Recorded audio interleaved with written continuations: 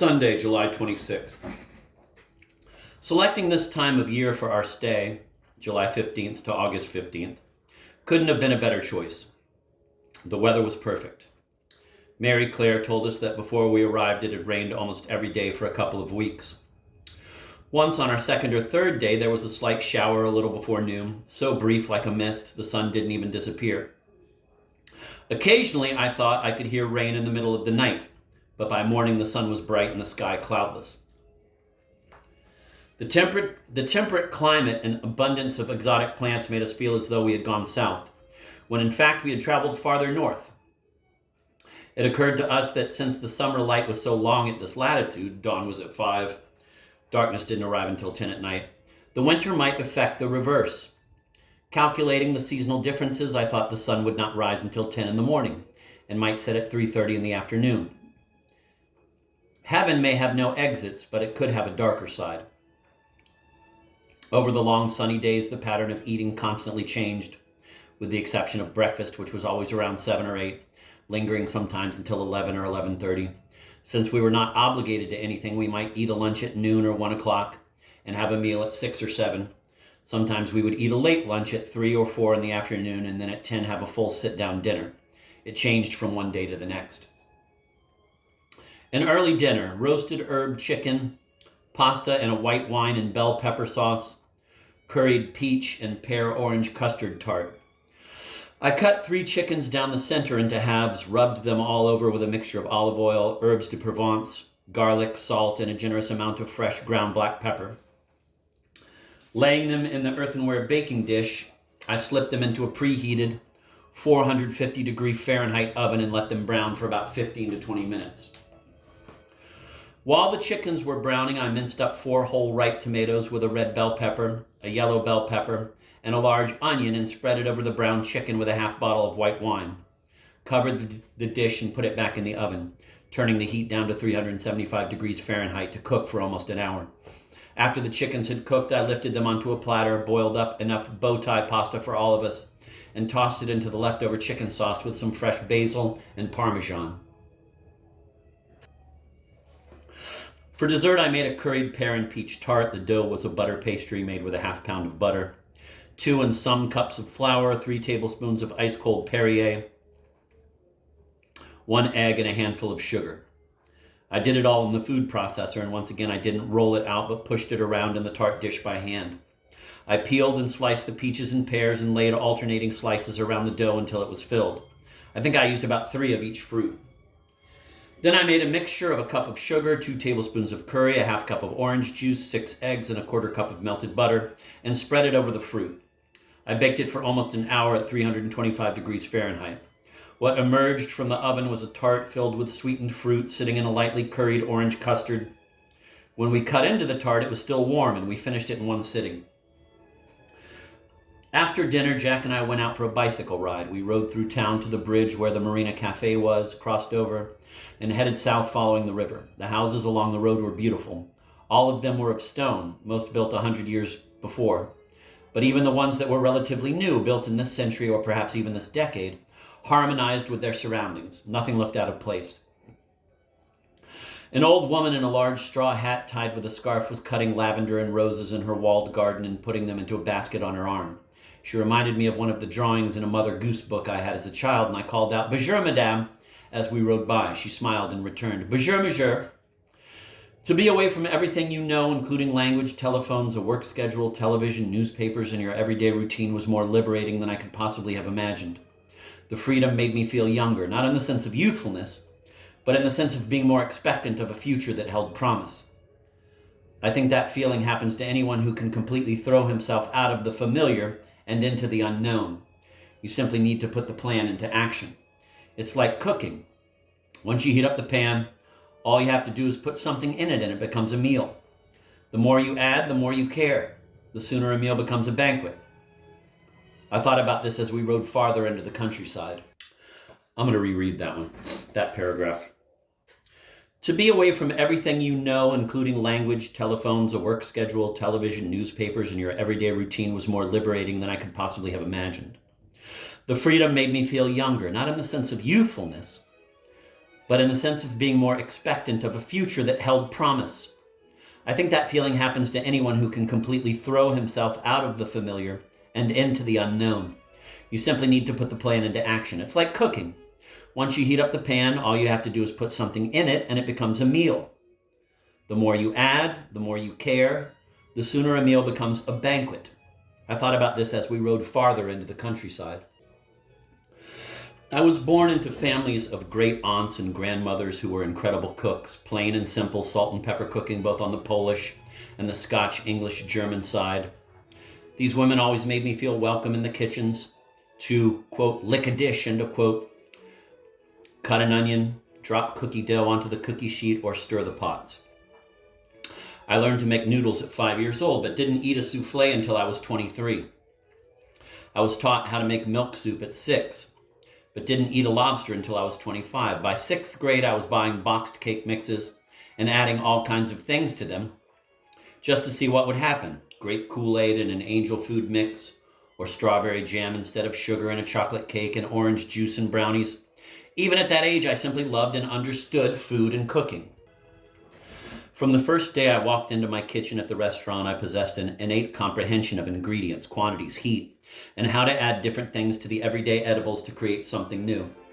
Perhaps it had to do with growing up in a working class family during the war years of the 40s, watching my mother stretch the soup, turning a handful of leftover potatoes into potato pancakes, never throwing anything away but using it up until it became a stew or Spanish rice or a casserole, making a whole new taste each time a leftover was used. It is a vanishing art. Most of all, I understand taste. That's really the bottom line. If it's food and it doesn't taste good, what have you got? Food, not music, is the universal language to me. You don't need to understand a person's language to know what he is doing when you watch him cook.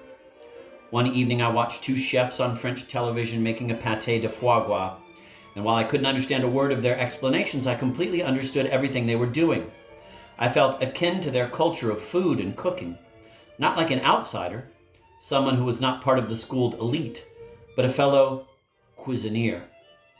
Having never become the serious playwright or novelist that had been my youthful ambition, I had come to think of cookbooks as a lesser form of writing, but here, in this land of beautiful food and wonderful cooking, quite unexpectedly it occurred to me that all I wanted to write about was food. It was, as the French would say, my métier. Dinner: chicken, pasta, salad, camembert with baguettes, chocolate hazelnut bars. By 8:30, we had begun to feel hungry again. So I made a salad out of the leftover chicken. I picked the meat from the bones, mixed it in with the pasta that was left over, added a chopped onion, a little celery, and some fresh tomatoes and peppers, olive oil, enough lemon juice to make it salady, more garlic, and some salt and pepper. We served it with leftover baguettes from the morning, 2 kinds of camembert, and a bottle of wine. It was perfect for that time of night. For dessert, we ate chocolate hazelnut bars. After dinner, Mona suggested, or more accurately, harangued us into playing a game of Pictionary. None of us was that interested, but since she was still convalescing from her illness, we acquiesced out of sympathy. Without getting too much into the particulars, I noticed with interest how the darker side of personalities can arise during friendly competition, even when one of those personalities is recuperating. As for myself, I am not competitive, as long as I'm winning. Monday, July 27th. Breakfast: Spanish omelet with potatoes and shallots. I returned from the patisserie to find Letty parboiling potatoes for a Spanish omelet. When the potatoes were partly cooked, she drained them and sautéed them in olive oil with shallots until they were soft. She whipped up a dozen eggs with about a quarter cup of cold water and poured them over the potatoes. Adding a cup of grated Gruyere over the top, she covered the pan and turned it on low until it had solidified and the cheese had melted. Over breakfast, Manuel confessed that he had fallen in love with the house in his short stay here and was reluctant to return to Paris that afternoon. From the beginning, he had opted out of our plan to find this rural retreat, preferring the opportunities and the excitement of the big city. The rest of the morning was spent simply enjoying the garden, and by 1:15 we bid Manuel a fond farewell, and Helmut drove him to the train.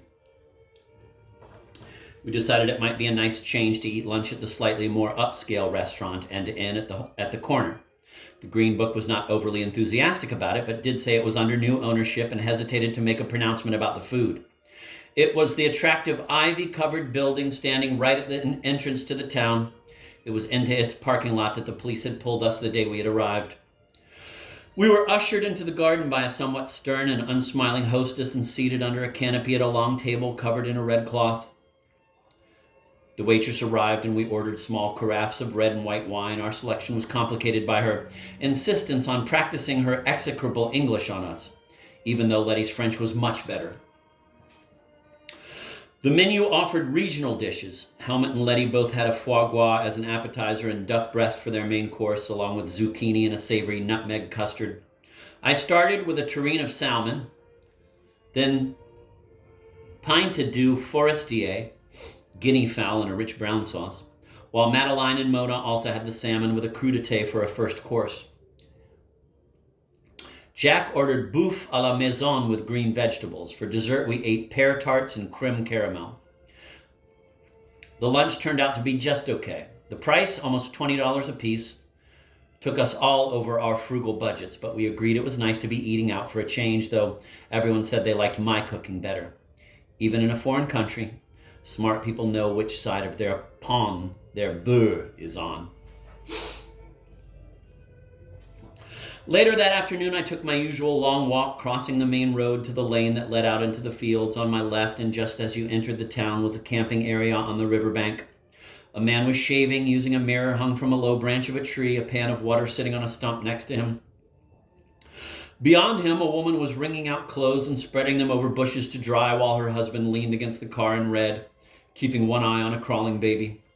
Some boys were kicking a soccer ball, while their parents sat patiently with a fishing pole on the banks of the river.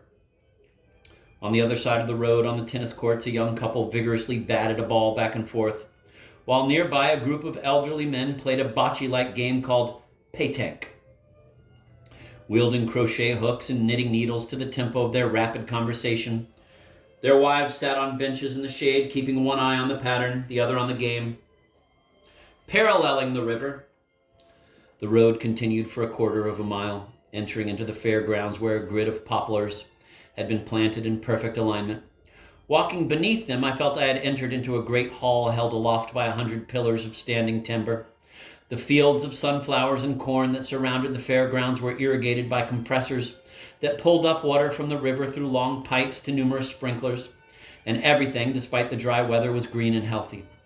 The fields had recently been cut. The hay rolled into giant bales that sat in the fields like those enormous heads on Easter Island. The road turned to gravel and I continued to follow it, skirting open fields, passing through shaded groves, following the river farther north until I could hear machinery from the mill, Moulin Baleine, in the distance. Dotting the road at irregular intervals were weekend houses with fenced-in gardens, usually small one-room affairs, often little more than a shack where people would come from the city and spend a weekend tending their vegetables, sleeping in the sheds or under the stars in sleeping bags, and cooking on a grill in the open. Occasionally, the sheds were a little more upscale, with perhaps 2 rooms instead of 1. I recall seeing the name Petit Moulin, Little Mill, painted artfully on the wall of one such place.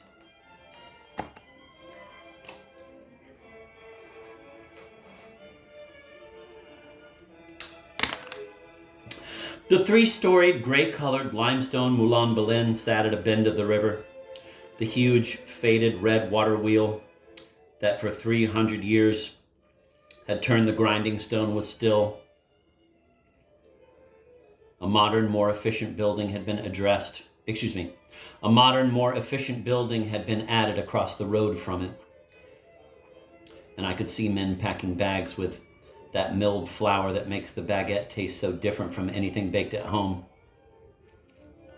At the base of the original mill, a few men sat quietly and fished. In the many peaceful scenes I witnessed in the month I was in France, I don't ever remember the intrusion of a boombox disturbing the serenity. There seemed to be a universal appreciation of quiet. Not a single car passed me on the road back, and except for a hiker carrying a full pack, a little dog wagging its tail in greeting, and a farmer who waved from his baler, I walked in perfect solitude. Madeline, Helmut, and Jack were in the kitchen when I returned. They told me Mona and Letty had gone down to the river to paint. We want to find out if we can get married while we're here, Madeline announced. She and Helmut had been discussing it with Jack when I arrived. We were just on our way down to the church to talk with the priest. I'm astonished, I replied. So am I, Helmut concurred. This was already toward the end of their time here. It was Wednesday, and they would be leaving on Sunday. When the priest with whom they spoke told them it was impossible to marry on such short notice, he suggested instead an engagement blessing, which he would be most happy to perform. They agreed, and the date was set for Friday, the 29th at 6:30 in the evening. Dinner: meatloaf cheval, oven brown potatoes, green beans sautéed in olive oil and garlic, creme caramel, Cabernet Sauvignon. When I suggested meatloaf, everyone applauded. The meat, ground fresh for me when I ordered it, was better looking than any ground beef I had ever bought, a deep, rich red with very little fat content. I minced up a red pepper, an onion, and some garlic, made about a cup of breadcrumbs from a piece of leftover baguette ground with rosemary from the garden, and added it all to the meat with a couple tablespoons of olive oil, half a cup of melted butter, 2 eggs, and salt and pepper. Forming it into a loaf, I placed it in the earthenware baking dish and slipped it uncovered into a 475 degree Fahrenheit oven for 20 minutes. Then reduced the heat to 350 degrees Fahrenheit to cook slowly for another hour.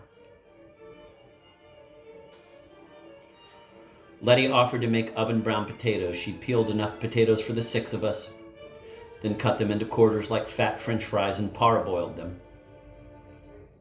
After a few minutes, she drained them and tossed them into equal amounts of olive oil and butter, about a half cup of each, salt and pepper, and a little thyme from the garden. Then placed them in the oven in a baking dish next to the meatloaf, turning them from time to time to brown them on all sides. Again, we ate string beans. Meatloaf, oven brown potatoes, and string beans. It sounds so American, and yet it tasted deliciously different from what we were used to. Possibly because the ground beef, I later realized, had actually been ground horse. Only now do I dare reveal the truth. We drank a bottle of Cabernet Sauvignon, and for dessert we ate creme caramel, providing Mona with 6 more of the little jars she had taken to saving. Tuesday, July 28th. We were off unusually early this morning. Madeline and Helmut were taking the car for an overnight stay on the Atlantic coast a couple of hours away, and before leaving, shuttled the rest of us to the station to catch the early train to Tours. We arrived in the city before anything had opened and stopped for a little breakfast at the Café de l'Univers, in the Hotel Universe, where we enjoyed warm brioche with butter, jam, and coffee, looking out across the square to the opulent city hall on one side and the courthouse on the other. Working people hurried along the streets while double-sized buses with an accordion-pleated center that allowed them to maneuver the corners more efficiently deposited and picked up passengers. A young man riding what appeared to be a motor scooter vacuum sweeper sped across the perimeter of the square, cleaning litter from the sidewalks and gutters. On the way to the toilets, I passed through a darkened dining room and, looking up, was stunned to discover a magnificent vaulted ceiling of stained and painted glass depicting a mythological hunting scene. Before leaving, I brought the others back to see this superb work of art. As we stood there in the dimness, marveling at the representation, the waiter suddenly turned on all the lights, including the chandeliers, proudly illuminating the space as though a grand ball were about to be held. The date in the corner read 1898.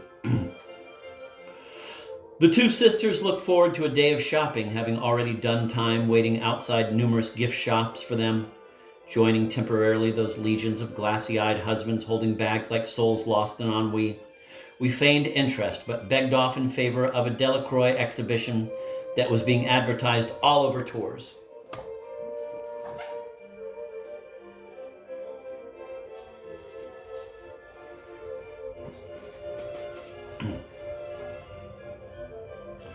Maybe we'll see you there later, Mona offered. Great, I replied, knowing full well they'd never make it. The train is at 1:30, Letty reminded us. So if we don't catch up with you at the museum, don't forget to meet us at the station. We gave the usual warnings about traffic, getting lost, and spending too much money, and headed for the Musée des Beaux-Arts. Located beside the Cathedral of Tours, the museum had been constructed during the 17th and 18th centuries as the bishop's palace. In the courtyard was a great cedar of Lebanon. Its sweeping lower branches, themselves thick as trunks, were supported by crutch-like braces. We had seen these magnificent trees before, grouped as a backdrop to the rose and lavender parterre at Chenonceau, but this was by far the most impressive specimen. Planted in 1802, the girth of its trunk would have required 4 people, arms outstretched, to encircle the base.